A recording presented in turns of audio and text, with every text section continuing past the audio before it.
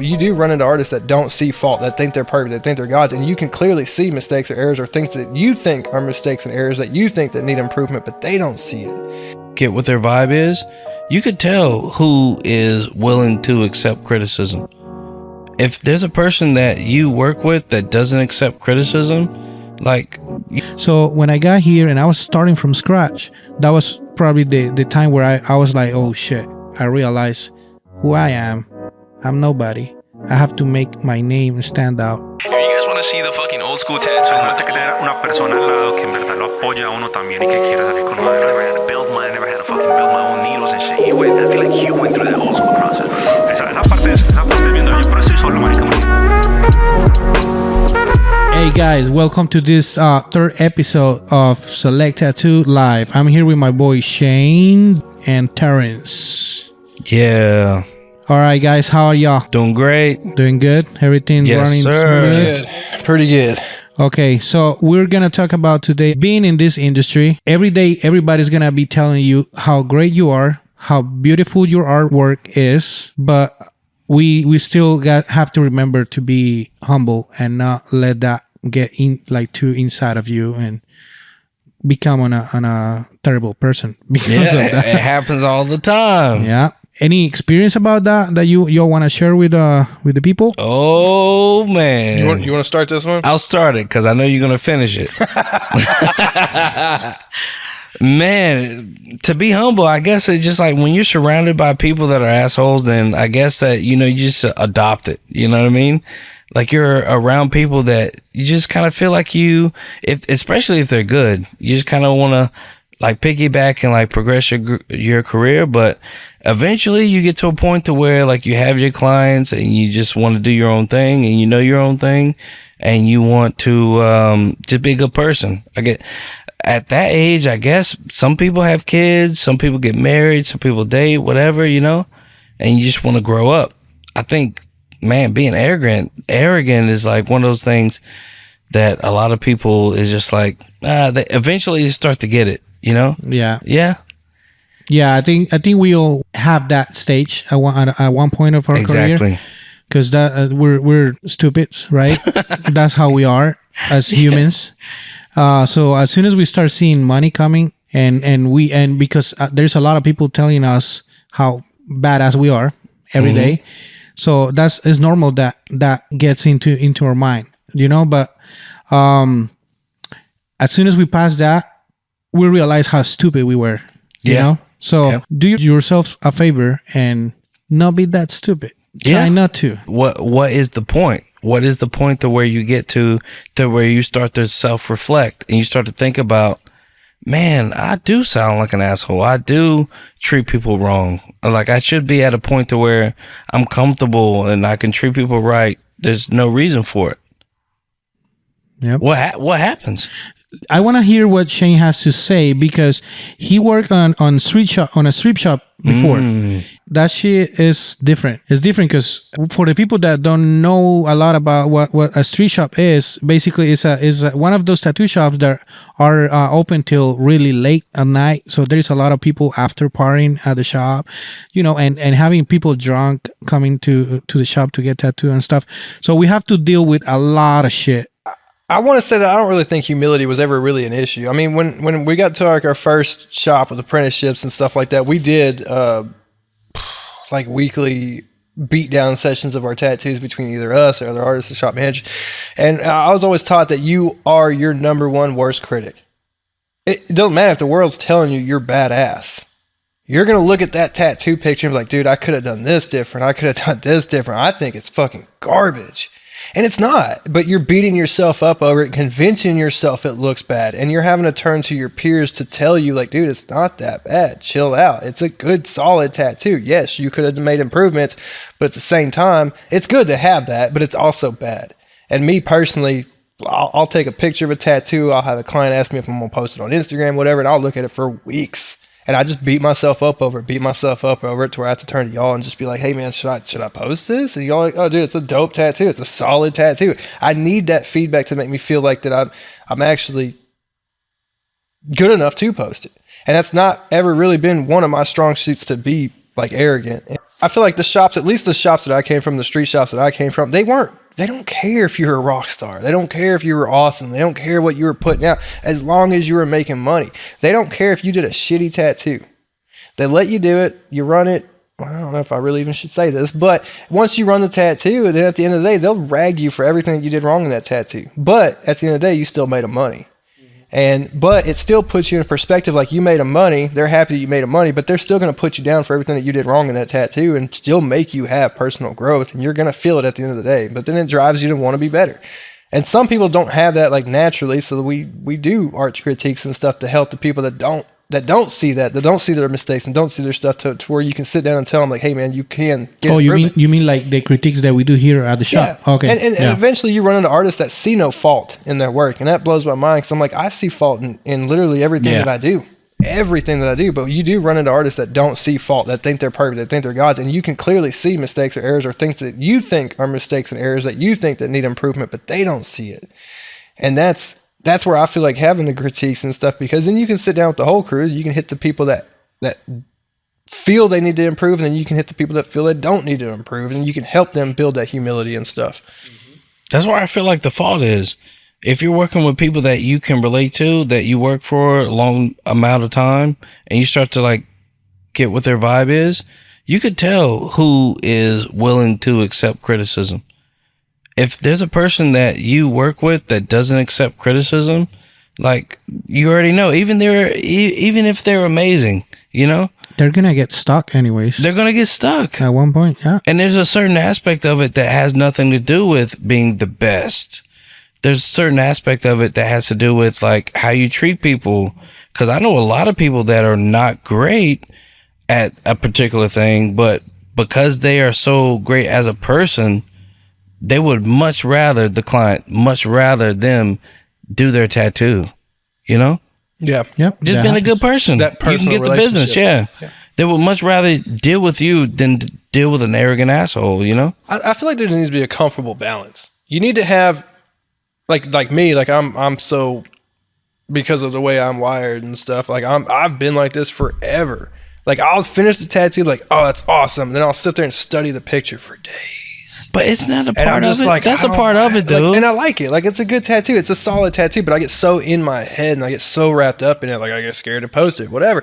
But it is a good tattoo. It's a solid tattoo. And I'm feeling that way scares me because then I'm like, well, what if the client don't like it, blah, blah, blah. So I have to take it to my peers and get that. I feel like there needs to be a comfortable balance where you can be a little bit of an arrogant asshole, but also a little bit humble at the same time. Definitely. You need a middle. I don't want anybody to be like me, but I don't want anybody to be an asshole either. Okay, exactly. so there needs to be a nice middle. Well, I want to hear your stories about how, like, what experiences always remind you to be not that asshole, to be more humble. So I'm gonna tell you probably the biggest example that I can tell anybody is me coming to a whole different country without speaking the language. I found myself on a point where I was starting from scratch, right? I used to have my clientele back at home, at my home country. I used to have bookings. I used to have clients. I used to have friends, all that shit. So when I got here and I was starting from scratch, that was probably the time where I was like, oh shit, I realized who I am. I'm nobody. I have to make my name stand out and start from the bottom. Yeah. Dude, it's tough. It's tough because you don't really want to expose exactly where you come from, because you start thinking about like, man, you want to get to a certain point to where you like analyze and idolize certain people in your career, and you want to be them, and their story is not yours. So I've seen that a lot, to where people would try to like mimic stories, and that way you can make it look attractive, you know, to the people that follow you. But I'm just starting to realize, like, man, there's so much diversity in this industry. You start to get to the point to where not everyone's start off point is going to be your start off point, and your story is not going to be as gorgeous as the people that you analyze. So the people that I analyze is like Philip Blue. You know, it would be like, man, you can go down the list, you know, of all the people that were the pioneers of this. And then you have these tattoo shops and then you'd have these tattoo magazines that you would look up, and then that would be the thing that you look up to. So for me, it was like Philip Lou, Switzerland. So I would think about like, man, I was never open. I was from a southern town in Georgia, Savannah, Georgia, and I never had anybody that was really good, that really practiced the technical side of tattooing, that wanted to be like the best in the world. They were just trying to capitalize on a small town, be like the moneymaker in the small town, and just like live there. But the ones that I heard about in the 70s, because what I'm talking about is like, man, 2000s. They're trying to like be in a position to where they can capitalize on a market at 2000s. But man, Philip Lou has been tattooing since the 70s, you know? So you get to a point to where like, you know something that, you know, a lot of people don't know about, and you have to move to an area to where they know, you know? So I moved to Dallas, and I was thinking like, man, can I get beside some people that know something that I don't know? Can I be better, you know? Because in the area that I was in, I was good. I have clients. I was better than the people that were around me. Doesn't mean it was good. Just means that it was time for me to move. And I felt that, so I moved, you know? So it was a tough upbringing, you know, being in Georgia, because I didn't know anything about tattooing. But man, once I came here, dude, Dallas is like a mecca as far as tattooing. So it was like smooth sailing from there. It was like really not hard once I moved here. It was good. I feel like it's pretty much what humbles each of us is about the same thing. It's moving. It's changing shops. I mean, I've went through a bunch of different shops, and I didn't really have a whole lot of knowledge of tattooing as far as like who to look forward to, who to be like, who's inspiration, blah, blah, blah. There wasn't really a whole lot going on Instagram in the early years. And it was basically, I had to compare myself to the people that I worked with. And they were all plateauing at a level that I thought was very high. But in reality, they were actually very low plateaus. They weren't very high bars to set. So when I thought that I made it to a point where I'm tattooing as their equal, I'm like, oh, okay, like I'm hot shit. But I also felt like in the back of my mind, like there's got to be more to this. And I'd always worked there for about a year or two. And then when I felt like I got everything that I could get from that shop, I would force myself to go somewhere else. Whether the money's good, money's bad, doesn't really matter. It was all about the art and growing. Like I went from a street shop to a custom shop out in the middle of nowhere that had no money, making $20, $40 a week, because I thought I had an opportunity to help build something and an opportunity to help learn some stuff. And I've always learned, I've always grown at each thing, but it's always been little minimal signs of growth. It's never been huge. It's never been big jumps in my career. It's always been tiny little jumps, just learning tiny little things each time. But each time I've had to restart, and each time I've had to go to a new shop is a new humbling experience, because I'm always trying to make a step up. I don't ever want to go backwards. Every time I move from one shop to the next, I've always told myself I don't want to go to a shop where I'm the best artist, because I'm nowhere near where I should be to be considered the best artist. If I'm going to a shop where I'm the best artist, that's not a shop that you even want to get tattooed at. You know what I'm saying? And that's obviously years ago, and in the past and stuff like that, we've grown and changed the stuff a lot since then. But whenever I saw you and moving here to you, like I was scared. I told you I was terrified. I told you, like I practically begged you.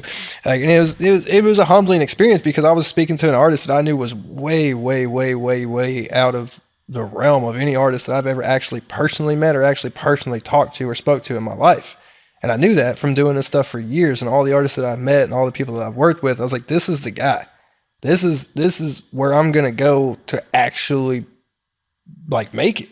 I was like, I can't fuck this up. I can't say the wrong thing. I got to be super careful. I got to make an impression. And I came out here and I just did my normal, best goofy self. I was like, if he likes me, he likes me. If he don't, he don't, whatever, blah, blah, blah. Just be you. Yeah. Yeah. And that's what I did. But coming here was extremely humbling. Coming here made me feel like a kid again. I was terrified. And I still remember there's one client that I tattooed on here. And I think I scared her away just because I was very uncomfortable in the shop and working around all these artists, and then working even with the camera system. With something as simple as setting up the lights, I was very uncomfortable, and I felt like the client felt that. And because it was really hard to make myself feel confident jumping from where I was at to here. And that was probably the most humbling thing I've ever had to experience, because the other shops that I moved has only been little tiny upgrades. So I fit right in. And this one, it was a huge That's badass. difference. That's badass to hear, because that means you were struggling, and struggling is what makes us move. So that's awesome. Is that always the case? I mean, we can extract something good out of every situation. Why is that like the common knowledge? Why does everyone adopt that? Does everyone think that like bad times make you better? Because a lot of times people kind of work towards making money and having success, and they think that they would be better people, but it makes them worse people. Yeah. I think everything goes back to your foundation. Man, that sucks. Well, I don't think in this scenario, because not everybody gets a good foundation. Yeah. Like me moving to this shop was a struggle, but it was a good struggle. It wasn't a bad struggle. It's not like anybody here treated me bad or put me down or whatever. It wasn't like a hardship struggle. It was a struggle to want to achieve a certain standard that I wasn't used to achieving. Yeah. That's a good struggle. That's like that's a passionate it's thing. Challenging yourself. Yeah. You're challenging yourself, and you're having to push yourself. And you have to push your comfort zones, and it is a struggle. It is a hardship that you have to overcome, but in a positive way. And I feel like that kind of struggle can definitely lead to growth. But there are negative struggles that can have the opposite effect.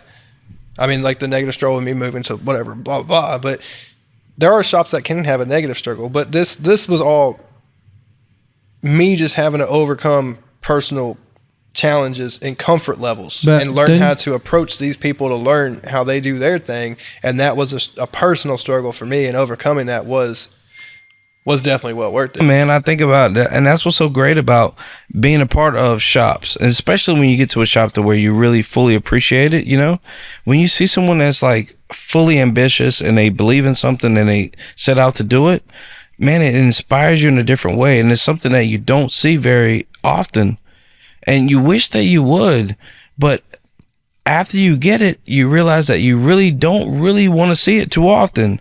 You want to have those moments where you realize that the possibility is that a person doesn't appreciate life, doesn't appreciate their kids, doesn't appreciate their wife, doesn't appreciate their craft. They don't, you know? Do you want to have a person that loves everything and be a guru and then loves everyone, and you don't learn anything from that? Mm-hmm. I mean, you can mimic it, but then at the end of the day, yeah, you would be a better person if you're surrounded by people that are that way. But if you are around people that aren't that way, you get to fully embrace like what life is really about. What life really is about is you're around people that don't see it, that don't appreciate it, you know? And then when you finally have the opportunity to like make a better life for yourself and maybe potentially for other people, then you really embrace it, and you could sustain that way of living, you know? Yep. You can't be that way unless you've seen that mimicked in front of you, you know? Yep. So I feel like that's what this is, man. It's like we get to mimic something that we've never seen before. Do we want to be that biker that says all those things to us, or do we want to be a better person? I don't think we ever wanted to be that. We never. That's why we're not there now. But we never see it. We never see it. And what's so crazy is one more thing, and I'll just stop. But one more thing is that you never see it. So that means that we have to like kind of pay attention to what the history of it is, you know? But why'd you leave? Why I leave Georgia? Why'd you leave the biker? Oh man, that's what I'm saying is but you know growth. That there's a possibility of something different. Exactly. And there's a comparison between what it should be and what it is. And what tattooing is one thing, and then what it could be is the future. So what it was or what it is or whatever is not as pleasant as what it is now. Yeah, and what I'm saying is like that's all we knew, but we left that anyway.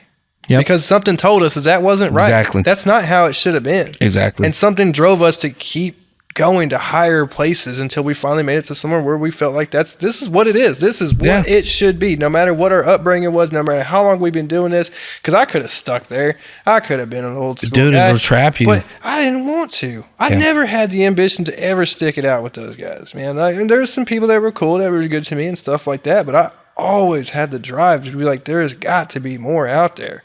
And some people have it, some people don't. Yeah. Some people are content with wanting to be that and not go for the growth. And then some people are like, this great, thank you for the opportunity, but I got to step up. Yeah. And step up and step up. Even if you're changing every year or two, as long as you're changing and you're upgrading every year or two, you're going in the right direction. You should seem like you're better. Yeah. After a year, I mean, I don't know how much time it takes for you to improve, but you should see something. If there's like some kind of like new shop or a new artist that you're around, or if there's something that you're ambitious towards, you should see some kind of progress. Yeah. Once you feel like this is it, like one or two ways. You're either going to feel like I've learned everything I can. I'm going to sit here and make as much money as I can, or I've learned everything I can. I want to learn more. One or two ways. It's going to go one or two ways. It's crazy that we're talking about being humble, right? But you're actually pointing at that still we need to be ambitious a little bit, and we need to have a little bit of that ego that tell us we need to be better. We need to be better. So it's always find the balance, I guess. What should we call it? We should call it something different. Bruh, like being a parent, it makes you reflect. Yeah. You would think that you would be in a position where you're a protective parent. But a lot of the times that I have is mostly reflecting on who I am. Because he does things that I do all the time. And I never knew why I did it. And I would always justify it in the wrong way. I would say, oh, yeah, I like to do this because I do this. My dad did this. But it's in me. That's what makes me feel weird about it, because I feel like some people are destined to be certain ways. And if you can't accept people how they are, then that means that you don't really accept how life is. You know? Exactly. You expect everyone to learn and to be a great model citizen and to piggyback off what people think. And no. There is assholes in the world. And there's assholes, and for sure. Ourselves, we're assholes sometimes too. Without it a doubt. Depends on the moment. Balance. It is. So you should just learn. This is what I'm saying. Just when you have a kid, I don't know if you're a parent. If you're not a parent, it's okay. But you can learn from a stranger. But the same idea is, if you have a kid and you can reflect on certain things, then, it'll make you a better person. We should consider this from the client perspective too. Like, you being a client walking into a shop, like when you walk in, you're an artist. What do you expect from your artist? Do you want that's tough, dude. I got tattooed. Do you want a super humble, shy, pushover artist, or do you want an artist that's an asshole that's going to tell you how it is, or do you want an artist that has both? Man, like I want to be told. I kind of want to be told that it is. Like, I want to be able to tell you my idea, and then you just say, I'm like, all right, cool. I like your idea. This is exactly how the fuck we're going to do it. Yeah. And I'm like, all right, dude, I'm not going to argue with you. You sound like you know what the fuck you want to do. I feel like it's a lot easier for a client to be humble in the whole tattoo interaction. Yeah. Because the fact that they're coming to you, they're looking for you, they're going to pay you, they're more willing to be that way. Yeah. What I'm saying is they don't want an artist that's too humble. Oh, yeah, that's too shy. No, we definitely need to. Don't know how to. Yeah, we need to find that balance, because we need to look and be that person that I know what I'm talking about. Yeah. Like, you have to be comfortable and not comfortable. What's the term?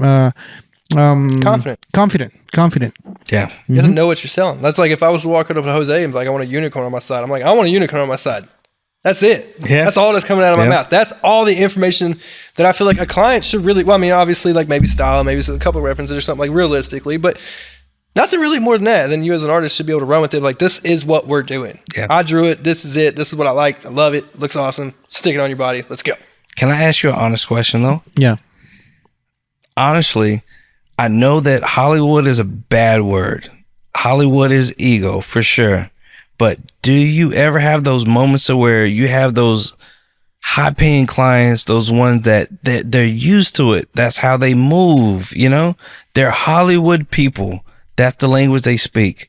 Yep. What kind of adaptability do you have when you're, because you're not that person. You're not an egotistical person, but they speak that language. You know what I'm saying? How do you move that way? Yeah, that's a tough one. So I feel like he switches to Spanish. What? I said I feel like you switch to Spanish. Like, just no, change the language, bro. Yeah. That's a tough question, man. It's tough, dude. So I do this, and I love this because I you've seen me. Like, I vibe with certain clients when they come in with like a certain like I don't care. I don't care what they come in as. I don't care how they come. Y'all have seen me work with like some like low end, like Dude, crackhead you've people, helped like high me. end people, to For like the record. loud people, to angry people, and the Hollywood people. You've helped me. The Hollywood people, actually, I love the most. Like the high end, like I'm here to spend what? some money, throw this on my body, because you can vibe with them. You can say whatever the fuck you want. And they're like, oh yeah, I'm here to spend big bucks, bro. I want the good tattoos. You're like, well, you can't rock fucking place, motherfucker. You can hit them with the same energy that they hit you, and they don't do shit about it, because that's what they're used to. You can vibe with your client on that level, and they fuck with it. You gotta know like where they're level at and how far you can take it. But you can give them some attitude. You can give them some pushback. You can tell them how it's gonna be, and they're like, all right, that's what I'm paying you the money for. I'm paying you the big bucks because you're gonna tell me how this fucking situation's gonna go. And you fuck with them, and you have fun with it. Don't let them stress you out. But they do come in here, and they can stress you out. They can tear you down. They can fuck with you. But when you hit them with that same energy, they don't do shit. They're like, oh, this guy gets it. And you'll end up being their best friend by the end of the session. And then when they walk away, you're like, that guy was a fucking trip. But it was fun. Yeah, we just enjoy it and Match just run energy. with it. So we need to learn how to go with people. And if it's somebody like that, even if it's like the opposite side, like this guy was telling me this story. Oh yeah, I went hunting with my son and I gave him his first gun and he killed this, and of course the first thing he did was grabbing this animal's heart and bite it. Well, you know, like, and he showed me pictures of the kid with fucking blood all over his face and stuff. And I was like, oh my God, that's wow. That's not me at all. No. That's the whole opposite. But all you can sit there and say is, fuck Just yeah, dude. enjoy it. Fuck yeah. I was like, hell yeah, man. That's badass, bro. You're not Tell feeling me that more at about all. it. Even though in your mind, you're like, dude, you should probably keep those pictures to yourself. Yeah. I was thinking this exact same thing. I was like, bro, I don't know if you should be showing that to people. It's client patient privilege. That information is sacred to the tattoo Exactly. station. They feel comfortable. Like, I've had some people tell me some weird shit. Dude, and I know that some people's told you some weird shit, because I've heard some weird shit in y'all's corner, but they just get completely comfortable. For days. We won't drop names. We won't do none of that, but they do open up. And I'm like, you know what? You're lucky I'm a cool ass guy, because that's some funny shit you're telling me right now. And I'm just going to, I'll leave it to myself. But we'll walk them through it. We'll help them through it. But you really just sometimes have to be like, yeah. Dude, that's how it is. We're so slept on as far as what we handle. Dude, can you imagine the stories that we've seen as far as the different types of people that we've talked to, that we've tattooed? I'm going to say, I think a therapist has to get like 3 or 4 page sessions to get some of this information out of some of these Without a people. doubt. We get them in the chair for 2 hours. We're like, holy shit, dude, I once funked this donkey one time. Yeah. And I'm like, bro, really? Really? Did you use protection? I'm asking questions because they like it. They make them comfortable. You have to consider that the people that get tattooed normally, or at least 60% of the time, is the people that's out of there. Yeah. One of my favorite Dude, we things get about crazy this job, people. Yeah. one of my favorite things And about this that's job, awesome. I like that. I do. we get They shouldn't be out here with us, but yeah, we do. in this generation, one of my favorite things is we get everybody. We get doctors, lawyers, priests, Yeah. judges, police officers. Once you sit them down and get them in your chair, and like, this is why I am the way I am. I don't really change for nobody. I don't give a shit. Like, there's only been one time I ever changed, and the lady was like the chief of police, and she was a woman, so she had like a really hard job, so she had to keep like this stonewall attitude on. So I was just kind of like, all right, we're gonna be super serious. But I try to cut it up. But once you cut up and start telling them jokes and just start telling them funny shit, man, like once you just start rolling, then they're like, oh, okay, cool, it's fair game. All their professionalism out the window. You get to see who they are as a real person. They drop every fucking thing, dude. And I love that. And I take that into real life with me too. Like going to kids' schools and shit. And parents are like, hi, how are you doing? I'm like, oh, yo, you know, what's up, man? How you doing? Oh, fuck these goddamn kids, right? That one's a little asshole right there, right? I'm like, is that your kid? Oh, fuck, my bad. But they know. They know. And like when you get them in your chair, when you get them in the chair though, you find out. And that's why I take that into real life, because I'm like, dude, this is how you really are as a person in real life. They can't be that way in regular life, man. They have to be that way with us. You can bring it out of them. I had a meeting with this chick that was supposed to sell me something or something. She come to the house, and I tell Savannah sometimes, like in certain situations, do not tell people I tattoo. So what is she? She got like long sleeves covering everything up, and she's trying to sell this shit. And Savannah's like, yeah, that's what he does. He's a tattoo artist. So she's like, oh my God, pulls her sleeves up. Can you fucking hit this up? And I'm like, you're in my home trying to sell me shit at like a professional level. Like tone it down. Yeah. So there's like certain times I don't want people knowing. But a lot of times, once they know, all the bullshit's out the window. They just kind of got to get a feel for you, and if they feel comfortable enough around you, they'll let it go. But like I did it when the kids were in school, I was in my early 20s. I looked like I was 12. Bro, I had to conversate with full-grown adults, and I didn't try the professional shit. I just stuck with me, and like they hated my baby mama. The school hated her, but anytime I went in there, they showed me respect. They were yes sir, no sir. We were totally cool, and I did not do anything different than I really do now. I just treat them like people. I'm like, I don't care if you're a teacher. I don't care if you're a judge. You're a person. I've had you in my chair. I know the sick shit you do. Like, let's not pretend you're some perfect person. Let's just drop that right now. And they usually come out of their shell pretty good. They loosen up and they'll talk to you more like a chill level. You just got to kind of you can kind of get to know someone in like an hour, and you're the only one that knows. Like no one, it's crazy. Those people cannot talk to their parents or their friends or whatever. You know, I feel like you know the real story. The hardest part of those is just keeping an unbiased opinion. Like if the wife and the kids start saying some fucked up shit about the husband, you're just like, I still gotta tattoo that guy on Monday. Yeah. And you still got to be his best friend on Monday when he comes in for his appointment. You got to maintain that unbiased professionalism. That's why it's so good to be a good person, or at least have an opinion that matters. Don't be one of those biased people that have no opinion on what's wrong or right. When you go to meet these people that go in these fucked up situations, do you have anything to offer? These people are crazy. Dude, I'll talk. We meet crazy people all the time. I'll literally vibe back and forth and give them like advice on both sides. But don't you want to give them good advice though? You don't want to give them just opinions, you know? But see, like that's why my motto is always devil's advocate. Devil's advocate's the best place to be standing. That's not always good, No, dude. I don't care what you say. There's even my own opinions that I stand by on, I always play devil's advocate because it keeps you at an objective level. To where you're trying to understand, even when you fuck up, like if you did something to like your girlfriend or your wife or whatever, and you're like, I'm right. Go take a minute to calm down and go play devil's advocate with yourself. Are you really right?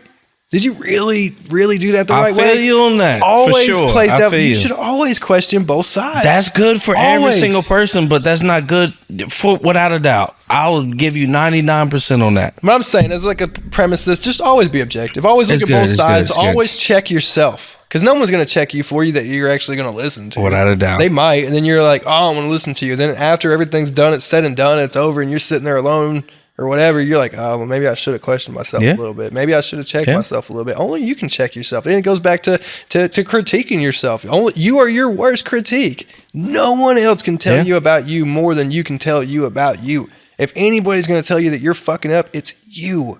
100% of the time. Without a doubt. And playing devil's advocate does that. And I do the same thing for clients. If they have a similar situation like that, I'm like, well, you know, you're the husband. She did smack you in the face with a frying pan, but what the fuck did you do? Well, I came in pissed drunk after arguing with her for hours at a fucking time while I was at the bar. Well, maybe you shouldn't have done that. Yeah. Well, yeah, you're right. But she also did this day. But what did you... It keeps going back and forth. But that playing devil's advocate works for clients. It keeps you in an objective standpoint to where you can look at both clients from both sides of the party and just kind of give them true information that you are not lying to them, that it's helpful information, but you're also not siding with one or more to the other. Like a psychological, like a psychiatrist standpoint or something. Yeah. Like if you have to deal with couples, you can't take one couple's side of the other. You can't be one's friend and not the other's friend. You can't do that. You have to be objective, or else you're going to lose a client, or you're going to make one client feel violated while the other one feels like, well, Shane said I was right in this argument when they're at home. You don't want that. Yeah, I know. Because then when the wife comes back, like, you said he's right. No. I mean, also we have to remember that we're not therapists. I mean, we feel like sometimes we act like, but we're not. That's not our thing. That's my secondary job right there. Shit, man, bro. We don't have to be that. You know? mean, it's crazy. That's why I say I'm super careful. I play the devil's advocate. I'm like, but you might have fucked up. Like, you never just go in there and be like, yeah, fuck that bitch, leave her. Like, well, hang on, slow down. You don't know the whole story. Slow down. Slow down. She cheated, but why? Yeah, but why? And yeah, there's always two stories. Yeah, and then sometimes just be like, oh yeah, and just agreeing and shaking your head is like sometimes the best option. Just if it's like a little quick little shot minimum tattoo, just like, yeah, it sounds like you had a really bad day, man. I'm so sorry. Yeah. You know, but if it's those 8-hour sessions, you gotta fill the silence with something a little bit, but it definitely helps. But I think that's it, man. I think we're good. We've talked about everything we want to talk about. You know, we've talked about humility, what makes a good artist, what makes a bad artist. You know, Makes a good that's it for episode 2. 3. I'm sorry. Remember, stay tuned to the social media, to our Instagram and stuff. We're going to be posting about the following episodes. We're going to be asking questions and stuff. Yeah. To see what can we improve here. I feel like we didn't also notate the fact that tattoos are cheaper than therapy. Okay? We need to go ahead and throw that out there. You get the conversation, you get the vent, and you get some physical pain to dealing with that emotional pain, cheaper than therapy. Just throwing it out there. If you person wants to get therapy and you think that you're going to get good therapy from Shane, you definitely need therapy. I got a lot of life. I got a lot. You're crazy. Is there I got such a thing lot of as life double therapy? experience. Is there double therapy? You need 3 therapists at the same time. Well, but they can come in and test it out. It's still cheaper. And then if they need therapy for that, then they can hit. All right. All right, like a guys. test run. I'll see you next week. Peace. Bye. Nice.